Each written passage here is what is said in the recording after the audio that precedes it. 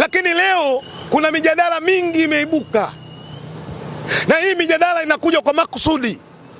Waandishi wa habari, nitumie nafasi hii, nendeni mkawaeleze wana Simba wasiingie katika huo mtego na hizo propaganda. Leo hii vyombo vya habari wanasema swala limekuja katika uwekezaji. Katiba ya Simba iko very clear. Inazungumza swala la uwekezaji. Unapokwenda kwenye sheria, unaposema watatu, maana yake naanza kwenye moja na kwenda kwenye mbili na kwenda kwenye nini? Kwenye tatu. Kwa hiyo namna ya uwekezaji, mkutano mkuu wa Simba wao wenyewe ndio wataamua. Aidha waende na mwekezaji mmoja, waende na mwekezaji wa pili, au waende na mwekezaji watatu. Shida iko wapi katika Simba mpaka hapa kuna mijadala?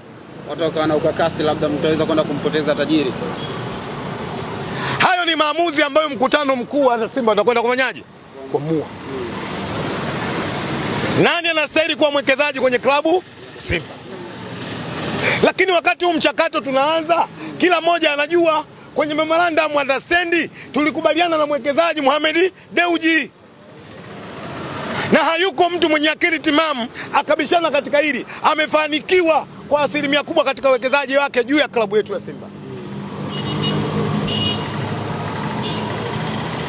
Moja katika memorandum understanding tuliyokubaliana na mwekezaji, ahakikishe kwa haraka Simba inapata uwanja wa mazoezi. Mwekezaji amekwenda kutimiliza, Simba tuna viwanja viwili vya mazoezi. Lakini kuna hoja kubwa ikaibuka kwa watu ambao hawaitakii mema Simba Sports, wanasema kwa nini moja jenga uwanja? Moja kutengeneza miundombinu. Tulikubaliana endapo mchakato utakapokwenda kukamilika. Na ndio maana alishindwa kuendeleza katika kile alichokianza, kwa sababu mchakato ulikuwa hujafanyaje? Haujakamilika. Sasa mchakato umekamilika. Aenda kumalizia. Sasa mchakato umekamilika. Miundombinu ya Simba, uwekezaji, mchaka unaanza. Na ndio maana kuna watu walijua mabadiliko makubwa ya Simba yanakuja, walikuwa wanafanya vigisu. Haiwezekani mabadiliko ya Simba yachukue takriban miaka 8. Ilikuwa inaumiza.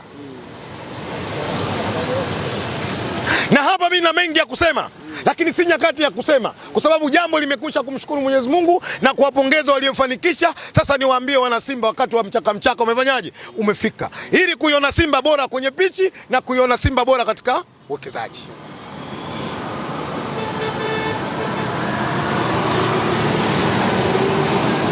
Leo kikubwa kilichobaki ni kuona sasa wana Simba wanaitana kwa pamoja. Tunakaa tunazungumza kuona namna ambavyo mabadiliko yetu vipi tufanye ili tuweze